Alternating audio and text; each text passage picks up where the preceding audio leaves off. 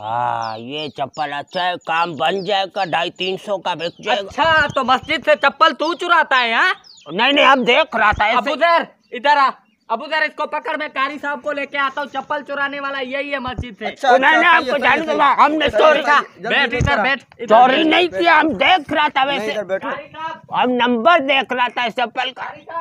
छोड़ो भाई हमको जान। कारी साहब ये मस्जिद से चप्पल चोरी करता है, ये मिल गया आज, मैंने इसको रंगे हाथों पकड़ लिया। बोले साहब हम देख रहा था ये नर है के मादा है, हम ये देख रहा था, हम देख रहा था ऐसे नर है के मादा है, हम ऐसे नंबर चेक कर रहा था, हमको जाने दो।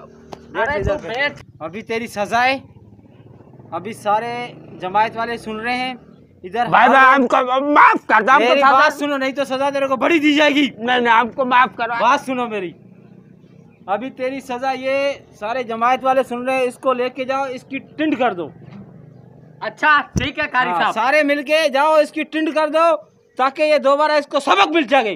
कारी साहब हमारा बात सुनो। हाँ बोलो। हम पर एक मेहरबानी करो। हाँ ये एक चप्पल हम वापस देता है, हाँ दूसरा नहीं देगा, ठीक है? हाँ। एक हम वापस देता है, हमारा फौजी कट कर दो।